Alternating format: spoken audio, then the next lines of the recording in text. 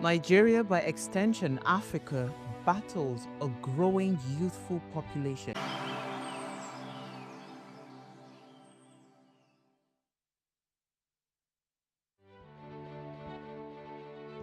Has a secret ingredient that completes the conversation every single episode, and that ingredient is you.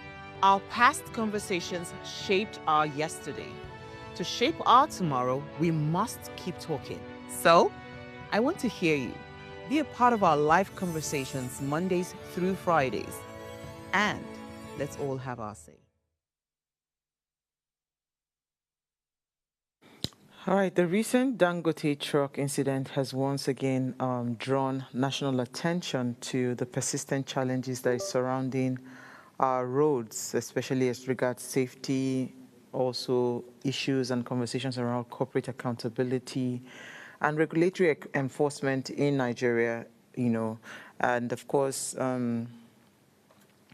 one of the trucks that is operated, according to the allegations, by Dangote Limited, a key player in the logistics and manufacturing sector, has not only resulted in significant property damage and potential loss of life, but also raised critical questions about drivers' conduct, vehicle maintenance, and safety protocols within large-scale operations.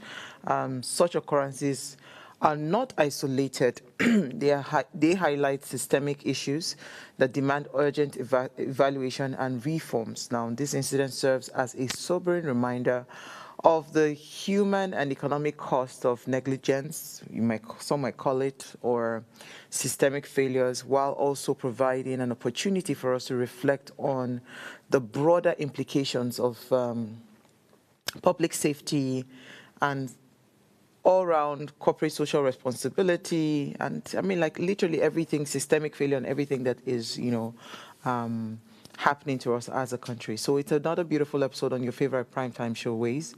My name remains Osayome Salia, and today, of course, we are having the conversation on the recent incidents that is alleged on Dangote truck, and we're trying to draw out lessons, that will be learned from it, and more importantly, what are the key actions to take to prevent future occurrences, right? So that's the conversation that we're having today. And as always, Ways is all about you. You are the wine Ways. So be a part of the conversation every single day. You can add your voice to the discussion. Head on to our YouTube channels at Official Upgrade TV. Click the subscribe button, like, and share with your families and friends as they also join this conversation. Now, let me allow you to ponder on my quote for today. It says, "The Corps Marshal wishes to assure the public that the Corps remains committed to creating safer road environments across Nigeria. This tragic incident serves as a sober reminder of the need for collective responsibility." And this was from the FRSC. All right, we'll delve into all of these conversations. I have my guests that are on standby to join me to have the conversation. Of course, as always, let me head on a break. When I come back, I'll let you in on my news interest for the day. Stay with me.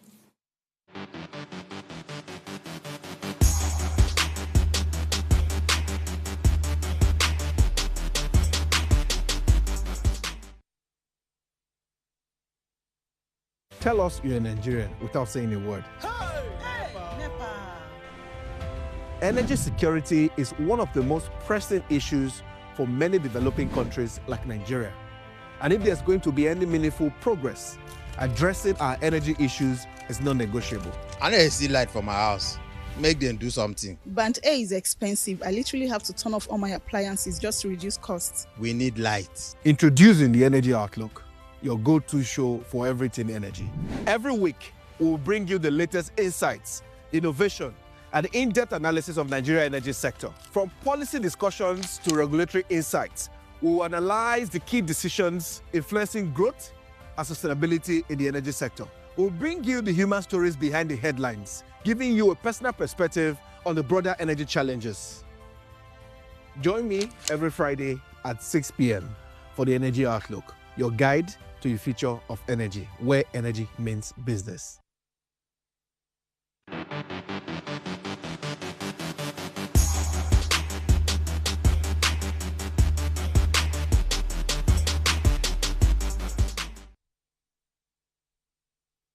All right, I'm going to start with the Benue State government. They have banned graduation parties for kindergarten, nursery, and primary schools in the state. The Acting Commissioner, Ministry of Education and Knowledge Management, Mrs. Helen Nambativ, told the news agency of Nigeria today that in Makurdi, that defaulting schools would be sanctioned. She said that schools might be closed temporarily for failure to implement the new education policy that prohibited such parties. The acting commissioner therefore said that the government was putting all needed mechanisms in place to enforce the new policy. She said the new policy, which was with immediate effect, was not only people-oriented but also would sanitize the education sector at basic level. Well, I don't know how this relates or correlates, but okay, so I think I want to beg to disagree with this commissioner because, again, what I have seen when you graduate from kindergarten, you're going into year one, or nursery, you're going into year one. At every point in education, there are milestones, right? And the milestone will mean that, you have hit a specific level in your educational journey, right? So if you finish from nursery school, you've hit a milestone. If you finish from year 6, that's your second primary school, you've hit a milestone. Then if you finish from year 12, which is SS3 equivalent, you've also hit a milestone. Then, of course, when you graduate after either 3 or 4 years, depending on the course, or 6 years, it's also a milestone. I don't see how a graduation ceremony is a problem. I don't know. Maybe she can expatiate her reasons better, to help me understand it and see reason with her. But I don't think it's supposed to be a problem because those are actually milestones in the child's educational journey. And I like to also celebrate with them because it also teaches them the act of completion. Right? You started a process, you started a journey, and you're completing it. And that's why I'm a fan of finishing school without skipping classes. So do your nursery 1, nursery 2, do your primary up to primary 6, finish your secondary up to SS2, SS3. Those are milestones that are significant in the journey of a child. So I don't know. Help me understand what you mean by this. Maybe you can expatiate it better, but I don't know. I can't make sense of this. All right, so I'll move on to my next story. The U.S. mission in Nigeria has urged Nigerian travelers to adhere strictly to the terms of their United States visa, stating that misusing them could jeopardize future travel to the country. The mission stated this in a statement on its X account on Tuesday. It said, "It is important to use your visa according to its term. Misusing, for example, by overstaying may affect your ability to travel to the U.S. in the future. The warning comes amid growing concerns over strict visa policies for applications and compliance. The U.S. Department of State had reported over 700,000 visa overstays in 2023, with Nigeria ranking among top countries affected. So, I mean, this is very simple. Every country don't like, I know France, for instance, they literally frown at, overstay of visa, no matter the situation. Right, so it's very important that we respect the rules of other people's country. Respect their rules. If not, you might just get a ban from the country. So please respect when people give you visas. And if you say, "Oh, I'm going to be there for 3 weeks," be there for 3 weeks and leave. All right, my final story for the day. Nigeria's First Lady, Senator Oluremi Tinubu, has appealed to well-wishers to convert her birthday gifts and greetings into donations for the completion of the National Library project. She's a former lawmaker who turns 65 on the 21st of September, 2025. In a video message that she had, uploaded. She said that she will dedicate the day to God and a cause she describes as, very close to her heart. Rather than host a lavish celebration, the First Lady made a direct appeal to Nigerians, urging them to send all contributions in place of cards, cakes, flowers, newspaper greetings, and all the paraphernalia that we usually do, right? That we should convert everything. And she mentioned the account details, right? Put it in an account where she hopes to use those funds to complete the National Library, that would be the best birthday gift ever, that she could ever receive. And I think I really am in love with what the First Lady has done. You know why I say I'm in love with it? Sometimes, right, I don't feel, because, yeah, I'm going to hit a milestone this year, 40, and I'm not thinking lavish party. If I truly had one wish for my birthday, it would be to bring back some of the projects that are close to my heart. One would be, top of my head, would be the board games tournament. I said it to someone that asked me, Uwa, what do you want for your birthday? And I said, I want to bring back my board game tournament for children. I mean, gather about 5,000 children. And so if you truly love me and you want to give me money, please give me money and let me use it to do something meaningful. Because doing parties, give food, drinks, cakes, party, noise and everything, some of us really, it's not really our thing. And I like this example because she is a very, very strong public figure. This can truly help to shape some of the excesses that we have.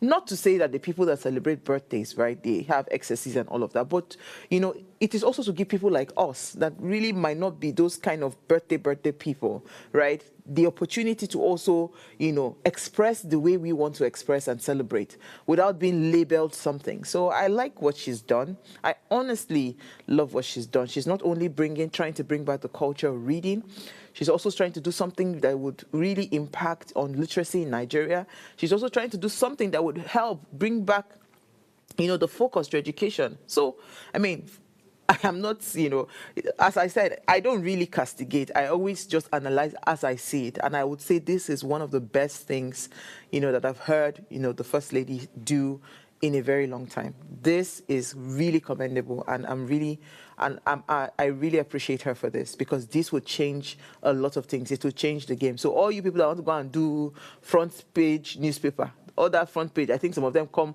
as high as 5 million, 6 million, some 8 million, 10 million. Carry all that money and go and put it in the accounts that she has given to you people, and let us see that National Library come to light. All right, on this note, we'll take a break. When we come back from this break, let's have a conversation on the Dangote truck incident and, our state of our roads, the lessons learned, how to move forward, and actions to be taken. Stay with us. We'll be right back.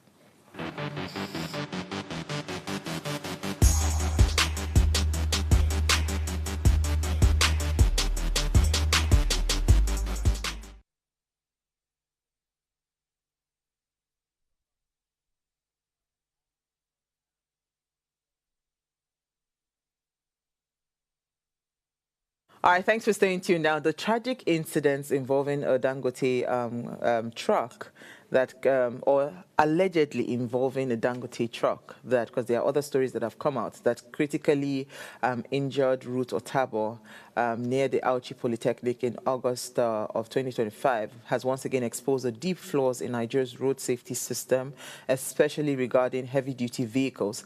Now, the heartbreaking event, which led to the amputation of her leg and her eventual demise, sparked widespread public outrage and highlighted the urgent need for structural reforms in transportation, corporate responsibilities, and urban planning. So I have with me, I think, Dr. Oamen Roy, Ohi Dievbe. I think he's the National Secretary, Retired Members of National Armed Forces. He's joined me via Zoom this evening. And I'm going to be having Samuel Akpologun much later. He's the Executive Director, Open Society on Justice Reforms Project. But let me start with Dr. Roy. Thank you so much for joining me. Are you muted? Okay, you are muted if you're speaking. Can you hear me? Okay, I said thank you for having me. It's always a pleasure. Thank you so much. All right, so this conversation, right, I want us to be as practical as possible and break it down as much as possible because, again, I did a couple of videos online and I've been shredded, insults, all of those things. But those things really don't bug me. What bothers me the most is that people are not focused on how we can prevent future occurrences and how we can solve current challenges in Nigeria. So if we truly want to give an overall condition of where we are right now, right, they said about 40% of Nigerian road networks, they are in a very poor condition, with only about 15% of roads that are paved. And, and these road networks, right, they span roughly 200,000 kilometers, but just about 60 kilometers have asphalt in them, right? That, for me, it's a very alarming figure. When I saw that, that report, it's a very alarming figure. Can you help us break down what you think, your general assessment of the current state of our roads in Nigeria? Because before an accident, this is my small thinking, right? Before an accident will happen, there are so many factors that will build up that would eventually lead to that final incident. So if we take it backward, like we trace back our steps, for us to have a holistic solution, we must also look at the problem holistically. So help us break down what you think the current state of our roads across Nigeria is generally today. Well, thank you for the opportunity. One thing that is different from global best practice. We also need to agree that Nigerian system is influenced by Nigerians that are strategically placed in sensitive offices. And the Nigerian system is not answerable, accountable to the Constitution, the judiciary, or standard practice. It's not sensitive to the emotions of the masses, but a selected few that are untouchable. So if you want to look at the Nigerian roads, the first need for a road is for economic activity. I want to move goods and services from point A to point B. The second need for a road is civilization and socialization, tourism, etc. How do people move from point A to point B to visit relatives, to see the place, to invest in the place, and governance, my third reason. How do we deliver governance to a place that is not motorable when the basic means of transportation today is a vehicle and a railway system?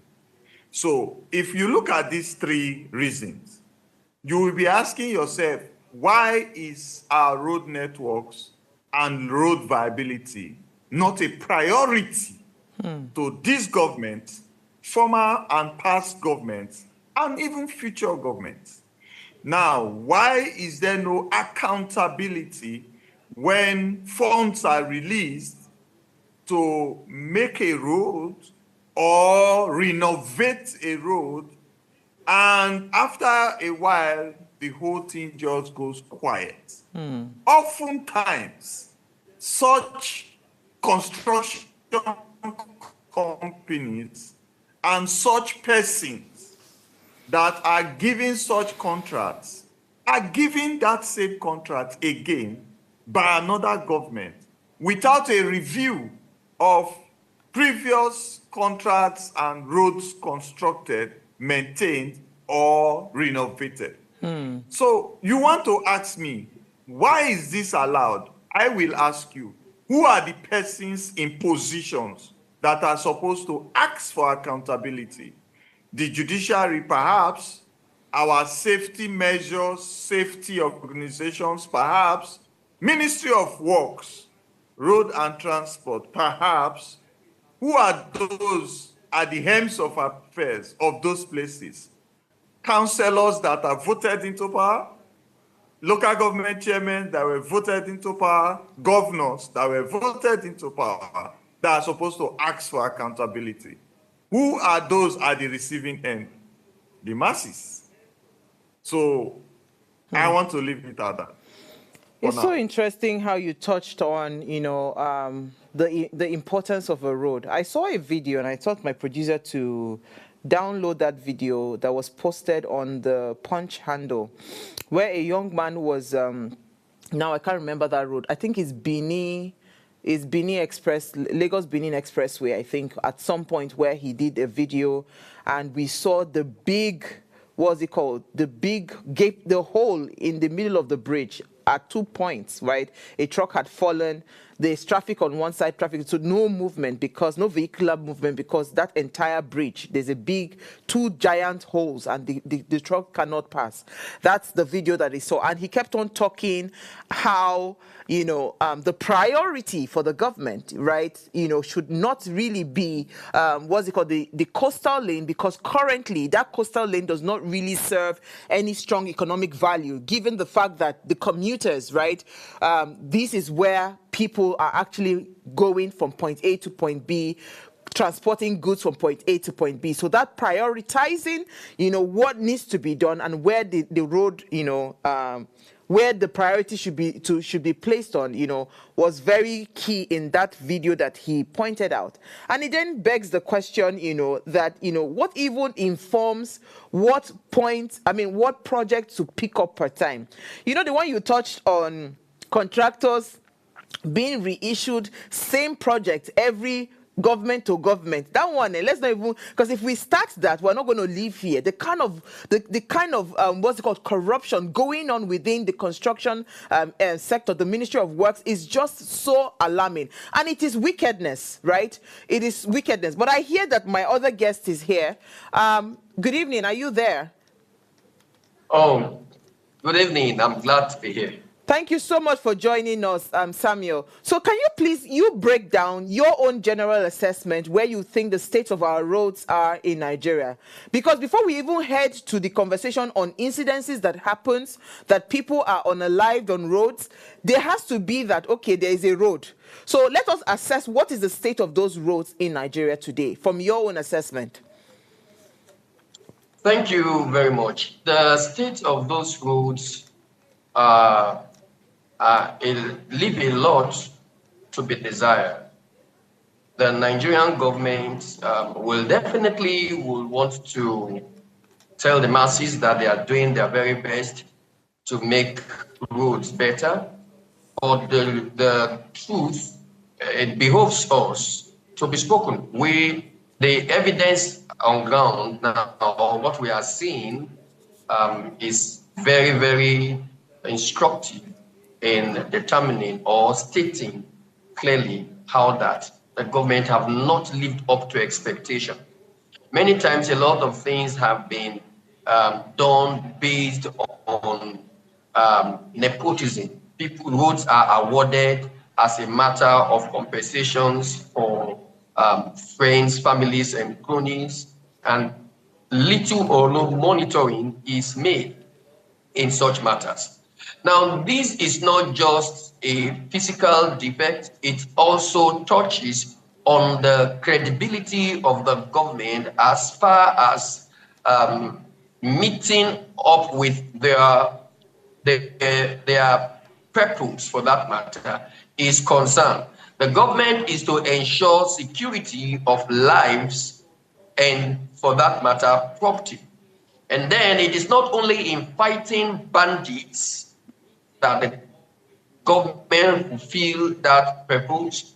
The government also has to fulfill that purpose by ensuring that such things that will lead to the termination of lives of persons perennially are avoided. When roads become death traps, when roads becomes unmotorable, when potholes becomes things that can lead to the death of people, not once, not twice, it is continuous, and many things have been said about that, and nothing is being done, then the government is seen to be failing in its duty to protect lives and property. Apart from that is the fact that duty to protect lives and property is not just something that they can pick and choose whether to do or whether to honor or not. The lives of every Nigerian is a right which the government promised to ensure that they are protected. And this promise was made and entrenched in the Constitution of the Federal Republic of Nigeria, chapter 4 for that matter. Naturally, the government will want to tell you that roads are social amenities and are things that are contained in the socio-economic rights, which are contained in the chapter 2 of the Constitution, which are said to be non-justiciable. Without going into the argument of whether socio-economic rights should be justiciable in this period and time, we also know that there is an extent to which the government can be lackadaisical or can be absent in fulfilling its duties with respect to socio-economic rights, for that matter, and begin to touch on political rights. This is such an example. When roads, which are supposed to be social amenities, are not done and they become dangerous to life and property, then the government can be held liable for abdicating its responsibility of protecting lives and property as entrenched in chapter 4 of the Constitution. So the rights to life of the Nigerian is being threatened. And I think this is the point we should begin to call upon meaningful Nigerians, and for that matter, CSOs like ourselves, to take up this matter and then and use the judiciary. Okay. We're gonna take up. We're going to come to the CSOs and the call to action. But let me come back to you, Dr. Roy, because economic implications of some of these roads is, it cannot even really be quantified. Some roads that you're supposed to spend probably like 30 minutes, you're spending 2 hours, you're spending 3 hours, you're spending 4 hours. The list goes on and on like that. That is just one part of the conversation. On this particular road, in terms of, let us even narrow it down to why we even have this conversation today, which is the Dangote issues that happened in Edo State, right? That Benin-Auchi Expressway, there has been a lot of conversations around people that have lost their lives, right? In terms of just different incidences, be it truck incidences, motorbike incidences, vehicular incidences that have happened, car crashes that have happened, several incidences that have happened. Roy, who are we supposed to hold accountable for these challenges, right? Because you see this argument between, it's a federal government road, it's a state government road. How do we start to even fight the situation? Because you see, Nigerians were so quick to point a finger to say, it is the truck. But it is not the truck that is the problem. There are so many factors. There's a Federal Road Safety Commission that is supposed to check and do a lot of checks and balances. There is the roadworthiness. Why are we collecting roadworthiness for our cars? There should be roadworthiness for the road. There is the FEMA, right? The ones that manage the road to ensure that potholes and all of those things are taken care of. There's the Federal Ministry of Works. There's the governor. There are so many players in this incident. So help me break down. In this particular incident and that particular Benin-Auchi road that has had so many cases, who are we supposed to be, talking to, and how are we supposed to start to fight for the rights of these people, to just live? Thank you very much for that, Pusa. The position here is that virtually every paraphernalia of government should be held accountable. Not just the Dangote truck, the Dangote company, or for that matter.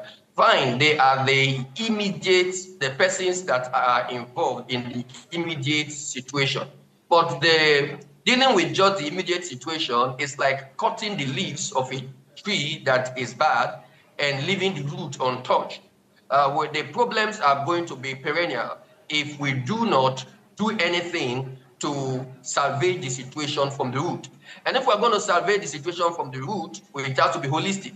It has to include the federal government, even the state government, and then the paraphernalia of government. For example, like you just listed, there are various institutions of government that are supposed to be responsible for ensuring that situations like this do not happen. How could a driver be driving a truck without license? Who gave him that truck? And from the point where the goods were conveyed with that truck up onto that point where the driver had the unfortunate situation that claimed the life of that young lady.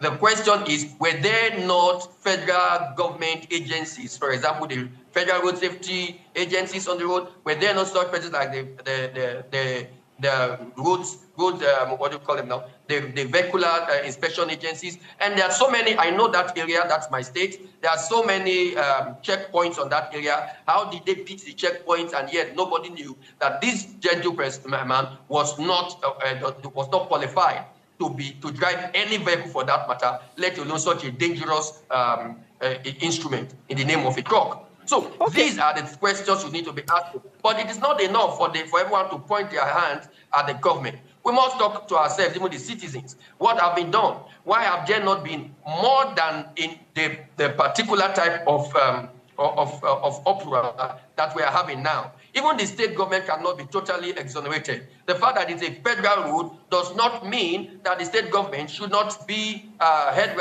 responsible with respect to the protection of the lives of its citizens. It is not enough to just simply sit back and say it's a government road. What has the state government done to draw the attention of the federal government to that place? It is not enough to say that it's government road. What has the state government done?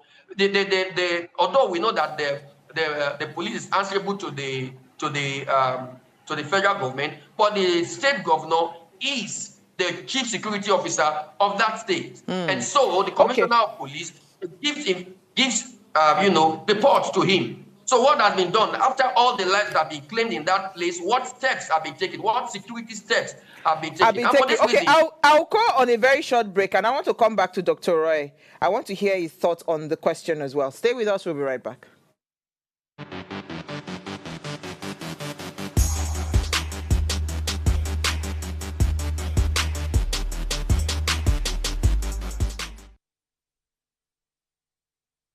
So thank you so much for staying with us. If you just tuned in, we're having the conversation around the Dangote truck incident, lessons learned or lessons to learn, and of course the actions that needs to be taken to mitigate this issue, and then also prevent future occurrences, because it's quite important for us to be able to just completely end some of these things that we're talking about. So Dr. Roy, the question I asked before we went on a break, do you want to touch on it, right, and help us understand what the economic implications would be and who we are supposed to be talking to?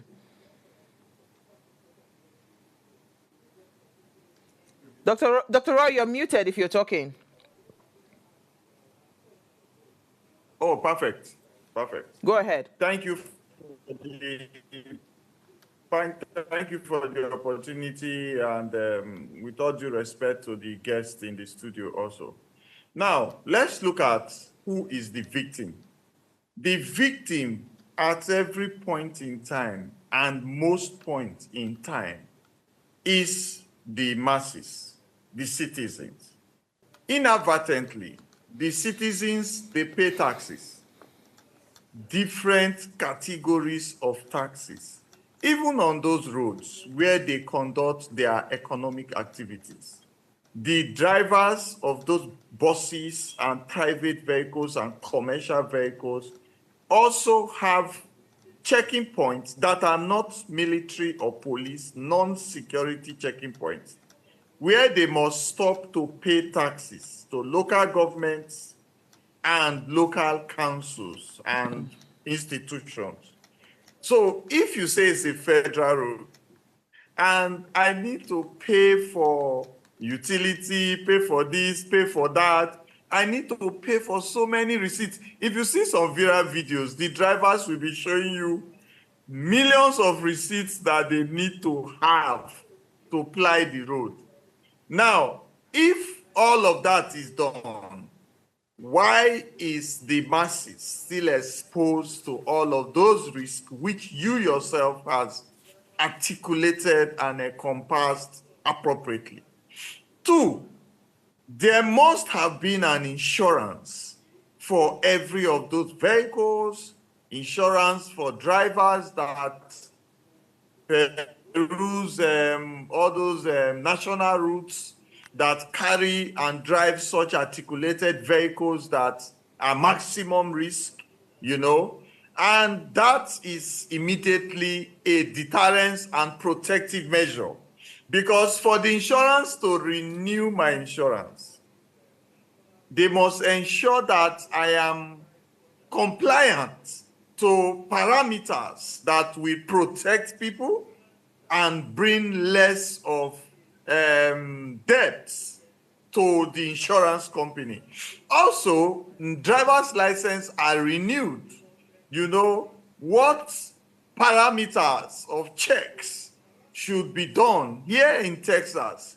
If you want to get some jobs that you need to drive, they will send your driver license to the DMV and also wait for a feedback to see if you have violations against your driver's license. And they have some technology put in place and things that persons cannot compromise that will capture if you actually have violations whilst operating as a driver in the state. So who is supposed to apply all of these to protect the masses who are the victims currently? Okay, let me come back to you, Samuel. Civil society groups, because you asked a pertinent question, right, about what we need to do and, who we're supposed to, the outcry and all of that. I am trying to wrap my head around all the conversations that have happened on social media. I made a few posts online and I just read the comment section and I saw how much a lot of people are still fixated, because you touched on people touching the leaves instead of going to solve the problem from the roots, right? Instead of you're plucking branches instead of going to the roots. Now, if we really want to look at it, right, in terms of holistic solution, there's a hospital that is not really competent to handle cases like that would say, okay, because again, first, I have a doctor friend that told me something. He said, the first responders in the situation of an accident, the first responders, they are very key to whether that person will be alive or that person would, be unalived, right? Because it is the first aid that is given to that accident victim that would determine whether that person would survive that incident, right? So that is one. So your healthcare situation, the health facilities, that's one. Dr. Roy touched on having so many receipts, you understand? It means that these people are actually up to date in terms of their taxes and they are paying a lot of taxes and all of that. Are the taxes just meant to collect money? You're not checking that these people are actually complying with certain rules and regulations? Because I've had a road safety officer stop us before. And the question I kept on asking him, are you more concerned about the bribe that you're asking me to give you, or you are more concerned about my safety, that I'm going to be alive, right? Because if you stop me on the road and maybe something is not right, you should educate me to say, this thing is for your own safety. So there's those agencies and those tax collectors. There's the police. Because you also, Samuel mentioned that by the time you drive from point A, point B, you know that road. Before they even got to that point, they would have passed different police checkpoints. So what exactly is the use of those checkpoints? Are they just allowing people to go through without even any checks? You also have the government. So there are so many factors in this. But if we want to really find a solution, right?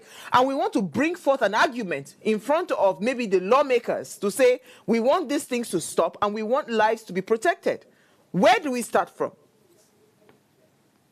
Thank you very much. This is a very complex question, and it's multifaceted. if we really want to help curb the situation, the battle will not be a 100-meter, the race will not be a 100-meter dash. It's a marathon.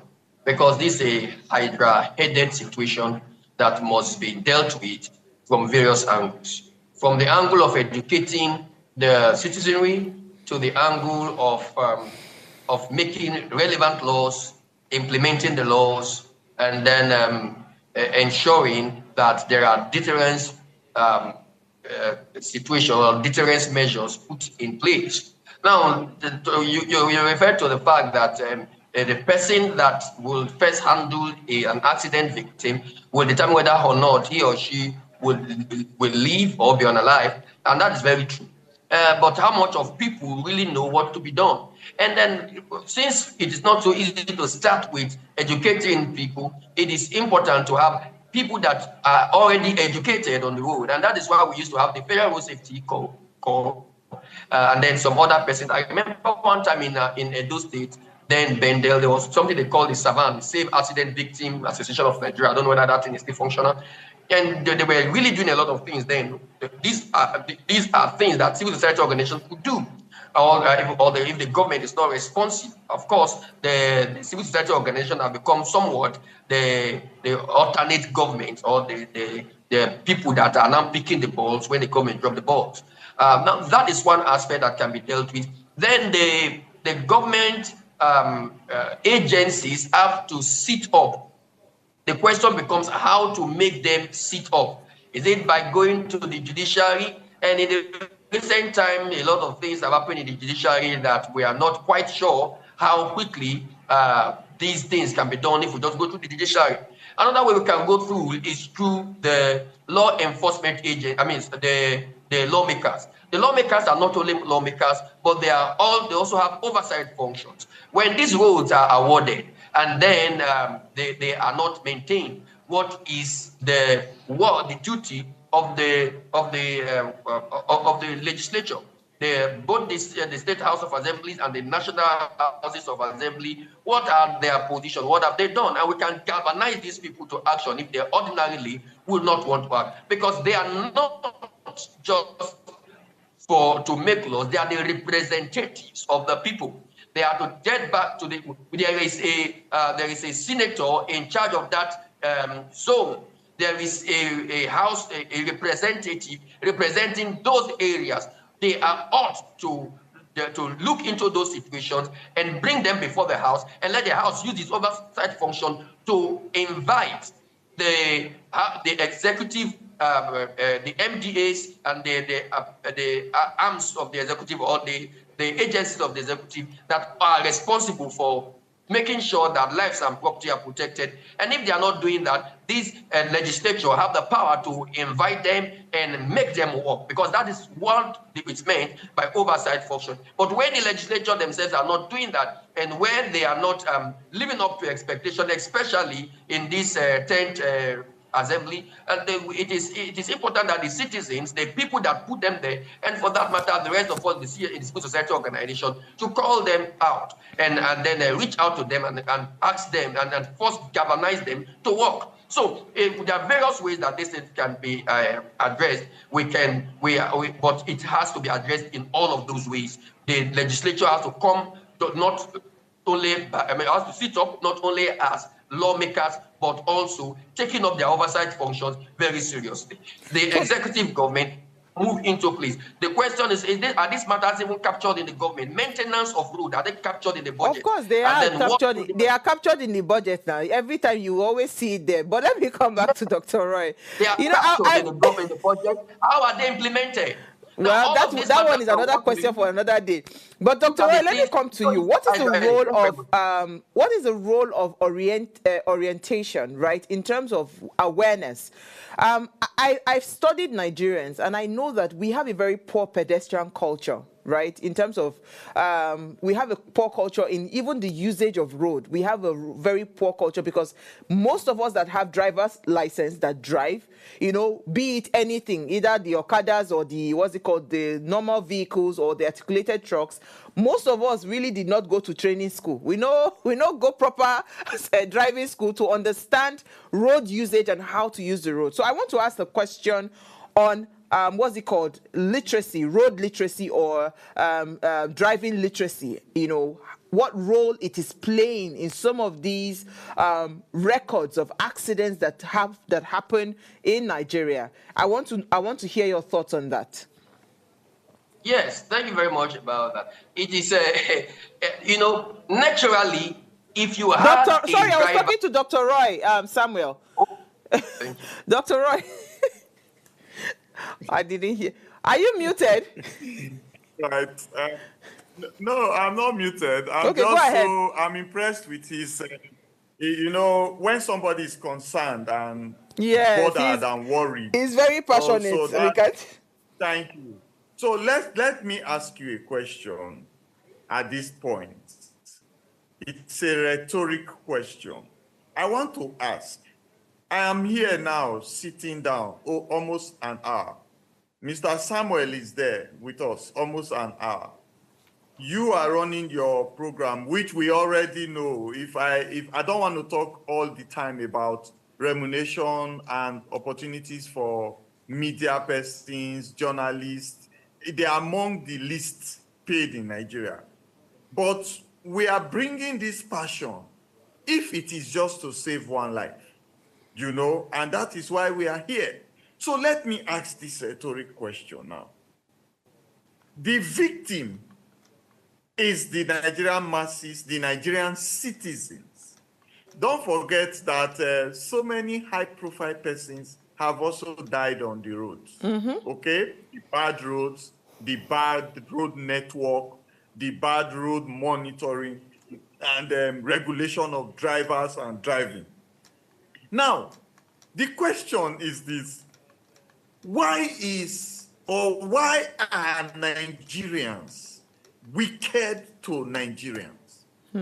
Why is a citizen of Nigeria placed in a strategic position to secure the life of fellow Nigerians, and ultimately his blood and kinsmen will still compromise that seat and become abusive to the system and infringe upon the workability of that system to safely and secure life?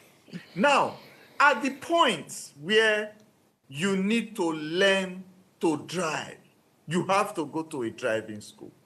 That driving school is owned by a Nigerian and operated by Nigerians. They will give you a pass and even negotiate you getting a driver's license, even if you didn't pass. Just pay some money. And they don't know if you are going to run over their mother, their father, their brother, or their sisters tomorrow. It's not their business. Urgent 2K is their matter at that point. Same Nigerians will be at the office to monitor the use of that driver's license which you have collected. Collect violations, forward such violations to the driving parastatals that renews your driving license. So when you come back to renew, they will say, hey, you are like this, you are like this. They can even recall your driver license on some crucial instances. Now, same Nigerians are in those offices and they don't collate and forward such malfunctions, or they get something and they just kill it there. They become the judge, the juror, and the justice. Now you cross through that level, you get to the need to insure vehicles and drivers by logistics companies and say, we need to insure this vehicle, we need to insure this driver in case they run over people or something, there will be monies that will be released for instant attention to those people. Like that lady you are talking about, you talked about the first aid to that person. That driver would have been bold enough to call the insurance company. I've run over somebody. And immediate first aid, a helicopter, ambulance vehicle will carry to that place and attend to that person, escalate it to a bigger hospital level if it deems so medically. That is insurance, which you pay for. So it's not active, and Nigerians are there in that office. Road safety police officers that will screen you on the road to accept your permissiveness to drive on Nigeria road, indicating that you are safe to drive for other drivers' comfortability. Now, same us in uniform will take urgent 2K and flag you by. When we see the tires are bent, when we see the truck is not loaded properly, is bent to one side, when we see the driver seem intoxicated, when we see that the document shows that there were renewals that are not appropriate to allow that vehicles be on road, we give attention to urgent 2K and let that vehicle to go. Why are Nigerians wicked to Nigerians? Wow. Dr. Roy, I mean, you are just saying it as it is, because I said it in the very first video I did about this thing. My father turned down a road construction job just because he could not come to terms with the fact that the kickback they were asking for, by the time he gave them that kickback, he would not be able to do that road to a standardized state. So I'd rather not touch it than to go and do it, and somebody else will lose their life on that road. Some people did not get that post. They were still insulting me on top of it. Secondly, there is a systemic problem, right? And the system, because we are so used to corrupt practices, we don't even check some of the things that you have said. We just do things as as long as I can pay my way through. Somebody posted and said that she has never ever gone to anywhere to do any driver test, but she has a driver's license. But that same person in the UK, she had to go to 3 driver tests, 2 exams to be able to get and to obtain a driver license. And these things exist in Nigeria, but it is not just implemented. So, I mean, we are run out of time, unfortunately. But if you had just one thing to say, Samuel, what would that be? And I'll come to Dr. Roy and let's wrap it in 1 minute, please. Thank you very much. Dr. Roy has done a lot dealing with fundamental issues. I think the major problem of Nigeria is the culture of impunity, and then the culture of avarice, and then the inability to delay gratification.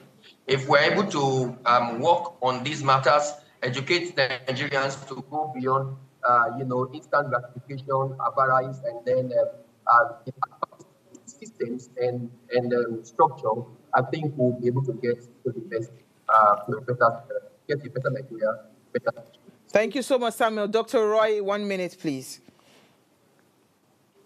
Okay, I would like to also cement that fact about Nigerians' wickedness to Nigeria. In Dangote is a Nigerian. He opened a business. That business he opened, he can do it abroad. Dangote is a Nigerian. In his business, his children are working in that business. Dangote, as a Nigerian, employed different tribes to work in the company. That means there are Nigerians working in Dangote that are supposed to say, this driver cannot continue driving us. There are Nigerians in Dangote that can say, this vehicle is not safe to be on the road. And even if it is going to affect their job, let's say there is no job anywhere, they can covertly release such document, because we have seen such document on social media, we don't even know how they come out, to show that the company is compromising. Nigerians are there working. Nigerians are on the road waiting to stop this menace. Nigerians are in uniform, hoping to collect taxpayers' money as salary and stop this menace. But Nigerians remain the victims of such menace. Thank you so much. I would like to say that until we're ready to put aside personal, what's it called? What would I call it? Personal enrichment or personal whatever. I don't know what it is that we are doing to ourselves. You know, just like Dr. Roy said, you know, and really face it to say we are ready for a system that works. And that system that works would mean that some of the things we get away with, we might not get away with them anymore. But until we are all ready for that, Nigeria can never be a lot more better. So if we truly want to change this country, then we must be ready, you know, to set aside any personal interests just for the sake of the collective progress of every Nigerian. But thank you so much, Dr. Ryan. Thank you so much, Samuel, for your time tonight. All right, so if you missed our quote for today, where is it now? It says, the Corps Marshal wishes to assure the public that the Corps remains committed to creating safer road environments across Nigeria. The tragic incident serves as a sober reminder of the need for collective responsibility. And this was from the FRSC spokesperson. We apologize we couldn't take your comments, but guess what? The conversation will continue and we will keep bringing this topic on the front burner of the table, because guess what? We must start to demand for excellence and accountability in Nigeria to make any meaningful progress. See you guys and enjoy the rest of your evening.